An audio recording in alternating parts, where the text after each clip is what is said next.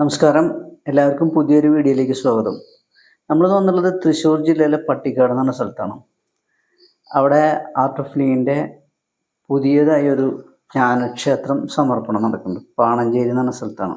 ഇതിൽ art of ലിവിങ്ങിൻ്റെ ഉന്നതാധികാര സമിതി അംഗങ്ങൾ, അധ്യാപകർ, ജില്ലാ ഭാരവാഹികൾ, രാഷ്ട്രീയ സാമൂഹിക സാംസ്കാരിക രംഗത്തെ പ്രമുഖരെല്ലാം ഈ മഹനീയമായ ചടങ്ങിൽ പങ്കെടുക്കാൻ ഇവിടെ എത്തിച്ചേർന്നിട്ടുണ്ട്.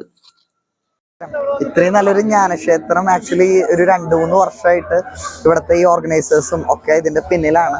ഇത്രയും മനോഹരമായിട്ട് ആളുകൾക്ക് ഇരുന്ന് മെഡിറ്റേറ്റ് ചെയ്യാനും ആളുകൾക്ക് ഒത്തുകൂടാനും ഒക്കെ ഉള്ള ഒരു ഗംഭീര ഇതിന്റെ ചുറ്റും നമുക്ക് നോക്കി കഴിഞ്ഞാൽ അറിയാൻ പറ്റും. ഈ ആളുകളുടെ സന്തോഷവും ഒക്കെ വളരെ ഗംഭീര ഒരു എക്സ്പീരിയൻസ് ആയിരിക്കും. ഇനി വരും തലമുറയ്ക്കാണെങ്കിലും ഇവിടെ ഒരുമിച്ചിരുന്ന് മെഡിറ്റേറ്റ് ചെയ്യാനൊക്കെ ഉള്ള ഗംഭീര ഒരു സ്പോട്ടാണ്. നല്ല നല്ല ജ്ഞാനവും സത്സംഗവും ഒക്കെ ആയിട്ട് ഗംഭീരമായിട്ട് സാധനയൊക്കെ ആയിട്ട് എല്ലാ ആളുകളും വളരെ സന്തോഷമായിട്ട് ആനന്ദത്തോടു കൂടി ജീവിക്കാൻ സാധിക്കട്ടെ എന്ന് മാത്രം സ്നേഹത്തോടെ പറയുകയാണ്. Thank you so much. ഈ ചടങ്ങിന് മുമ്പായിട്ട് ജ്ഞാനക്ഷേത്രത്തിൻ്റെ അകത്ത് നല്ല സത്സംഗം നടക്കുന്നുണ്ട്. ഇപ്പോൾ ഇവിടെ പുറത്ത് 2 പേര് വന്നിട്ടുണ്ട്. ഒന്ന് ബ്രഹ്മചാരി ചിത് പ്രകാശ, ബാംഗ്ലൂർ ആശ്രമം, അതുപോലെ തന്നെ സീനിയർ ആർട്ട് ഓഫ് ലിവിങ് അധ്യാപകൻ ശ്രീ ബാലുമാഷ്. അവരെ ഈ ജ്ഞാനക്ഷേത്രത്തിലെ ഭാരവാഹികൾ ചേർന്ന് പൂമാലയിടിച്ച് ആദരപൂർവം അകത്തേക്ക് സ്വീകരിക്കുന്ന കാഴ്ചയാണ് നമ്മൾ കാണുന്നത്.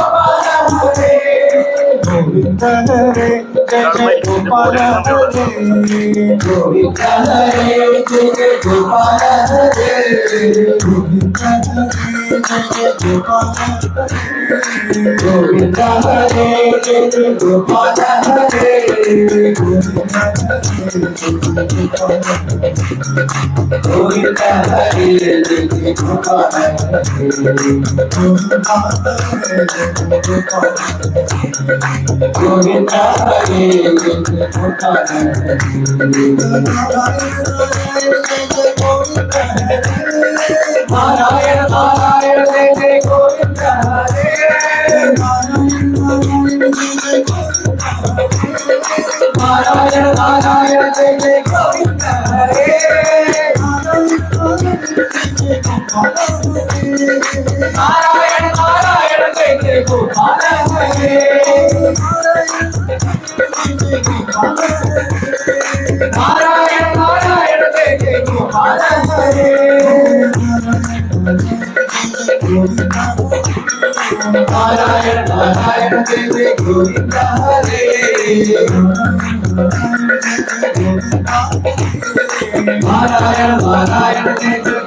Narayana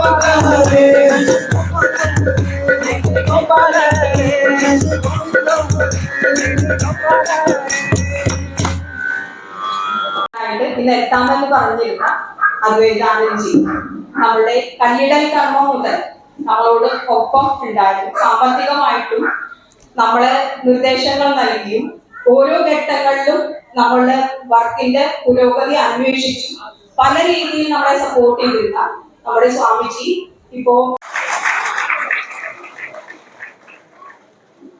തുടക്കം മുതൽ എല്ലാ കാര്യങ്ങളിലും നിർദ്ദേശങ്ങൾ നൽകി തോളോട് തോളത്ത് ചേർന്ന് പല ഘട്ടങ്ങളിലും ഇവിടെ വന്ന കാര്യങ്ങൾ അന്വേഷിച്ച് നമ്മളെ മുന്നോട്ട് നയിച്ച അർജുന സാറിന് ഹൃദയപൂർവ്വം സ്വാഗതം ചെയ്യുന്നു.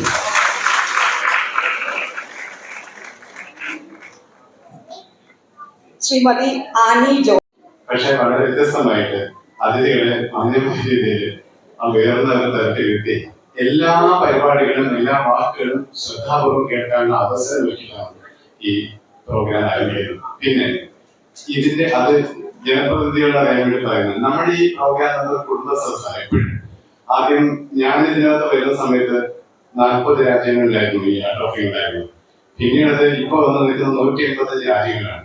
40 രാജ്യങ്ങളോടൊപ്പം എനിക്കറിയുള്ളൂ. 40 രാജ്യങ്ങളോടൊപ്പം 185 രാജ്യങ്ങളോടൊപ്പം ഇതൊരു കുടുംബം, വൺ വേൾഡ് ഫാമിലിയാണ്. ഇനി അധികം രാജ്യങ്ങളൊന്നുമില്ല ആ ട്രോഫി എത്തിച്ചേരാനായിട്ട്. ഗുരുദേവനെ പോകാനുള്ള സൗകര്യവും സമയം കിട്ടിയാൽ മതി. അപ്പൊ ഇതൊരു കുടുംബ സദസ്സായതുകൊണ്ട് തന്നെ ഔപചാരികത എന്ന് പറഞ്ഞാൽ ജനപ്രതിനിധി പറയുന്നത് ഔപചാരികത ഒരിക്കലും ശരിയാവില്ല. നമ്മൾ ആരെങ്കിലും വീട്ടില് ബഹുമാനപ്പെട്ട അമ്മാവൻ, വല്യച്ഛൻ, കസിൻ എന്ന് പറയാൻ പറ്റില്ല. അപ്പൊ അവിടെ അമ്മാവന്റെ എത്ര നേരം അറിയില്ലേ, ആ ശൈലികൾ വരുള്ളൂ. അതുകൊണ്ട് ഔപചാരികമായിട്ട് നിങ്ങൾ ശ്രദ്ധിച്ചാൽ ഒരു പക്ഷേ ഏതെങ്കിലും അപാകതകൾ കണ്ടുവരുന്നു വരാം. അത് മറക്കുക. ഇവിടെ ഒരിക്കലും ഔപചാരികതയില്ല. ആരുടെ വരുന്നുവോ അവൻ ഈ കുടുംബത്തിന് അംഗമായി മാറുകയും ചെയ്യും.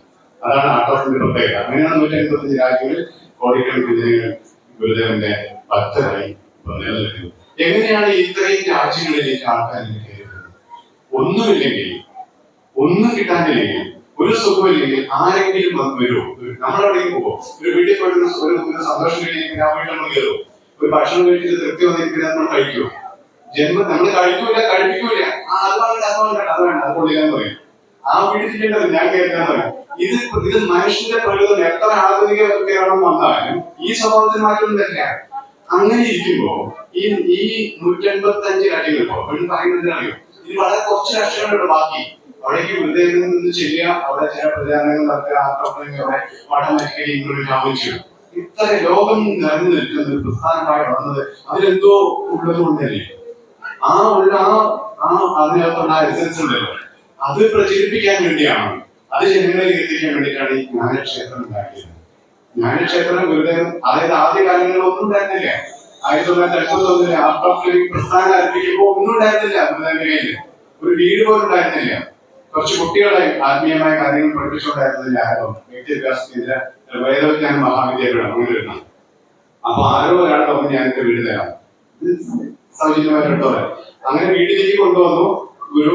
കുറച്ച് കുട്ടികളെ അവരുടെ എല്ലാം നമ്മൾ വഹിക്കണം. കല്ലിരിക്കുന്ന വേസ്റ്റ് ഉപയോഗിച്ച് വസ്ത്രങ്ങളും ഭക്ഷണവും ഒക്കെ കൊടുക്കണം. അതാണ് ഈ ആത്മീയ പഠനത്തിന്റെ ഒരു മുഖ്യമായിട്ടൊരു വിഷയം. അതിനൊന്നും പൈസ ഉണ്ടായിരുന്നില്ല. അപ്പോ ആരോഗ്യം പറഞ്ഞു, ഒരാൾ പറഞ്ഞ അരി കൊണ്ടുതരാം, ഒരാൾ പച്ചക്കറി കൊണ്ടുതരാം.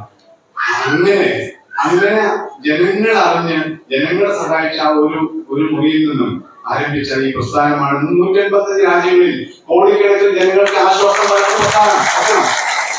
ഞാൻ ഒരിക്കലും പറയണം, ആശ്വാസം പകർന്നില്ലെങ്കിൽ, ആനന്ദം കിട്ടിയില്ലെങ്കിൽ ഈ ജനങ്ങൾ വരുമോ? അതാണ് വീണ്ടും ചോദ്യം. ഈ ഇതിൽ ഇപ്പൊ സംസാരിക്കാൻ ഒരുപാട് പേരുണ്ട്. പറഞ്ഞ ആനന്ദ മഹാദേവാ ഹര ഹര ഹര ഹര മഹാദേവാ ജയ ഗുരു ഓംകാരാ ജയ ജയ സദ്ഗുരു ഓംകാരാ ജയ ഗുരു ഓംകാരാ ജയ ജയ സദ്ഗുരു ഓംകാരാ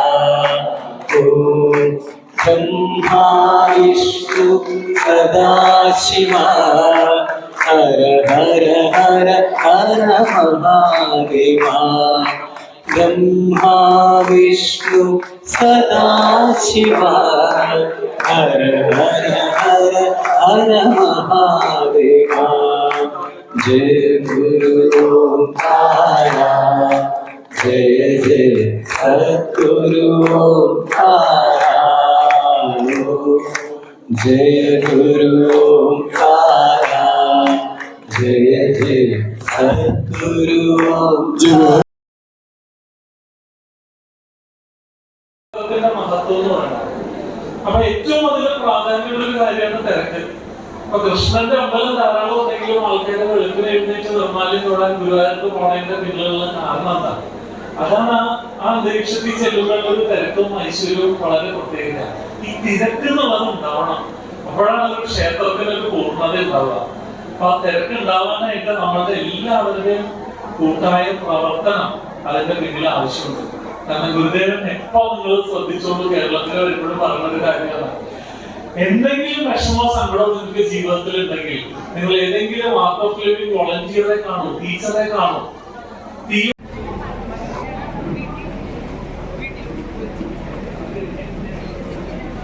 പ്രകാശിക്കൊള്ളിക്കുമ്പോൾ എന്നെ തന്നെയാണോ എന്നുള്ള സംശയമാണ് എനിക്കിപ്പോഴും. കാരണം എന്റെ പേര് ഗുരുദേവ് മാറ്റിയെങ്കിൽ എന്റെ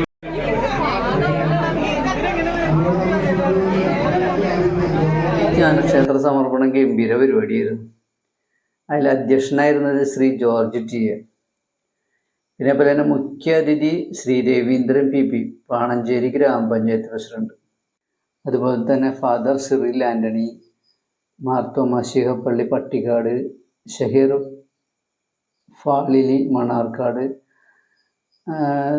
ശ്രീമതി സാവിത്രി സദാനന്ദൻ, പാണഞ്ചേരി ഗ്രാമപഞ്ചായത്ത് പ്രസിഡന്റ്. അങ്ങനെ ഒട്ടനവധി പേര് പങ്കെടുത്തിരുന്നു ഈ പരിപാടി. അങ്ങനെ വന്നവർക്കെല്ലാം സമൃദ്ധിയായ ഭക്ഷണം നൽകി ഈ പാണഞ്ചേരി ജ്ഞാനക്ഷേത്ര കമ്മിറ്റി ഗംഭീരമായിട്ട് തന്നെ ഇത് സമർപ്പണം ചെയ്തു. അതുപോലെ തന്നെ ഇത് കഴിഞ്ഞിട്ട് ഒരുപാട് കലാപരിപാടികളുണ്ടായിരുന്നു ഇവരുടേതായ ടീമിൻ്റെയൊക്കെ.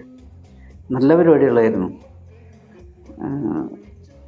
ഒട്ടനവധി പേര് പങ്കെടുത്തിട്ടുള്ള കൈകൊട്ടിക്കളിയും ഇതൊക്കെ ഉണ്ടായിരുന്നു. അപ്പോൾ നമ്മുടെ വീഡിയോ ഇവിടെ അവസാനിക്കുന്നു. ഇനി മറ്റൊരു വീഡിയോ മറ്റൊരു വിഷയമായി വീണ്ടും കാണാം.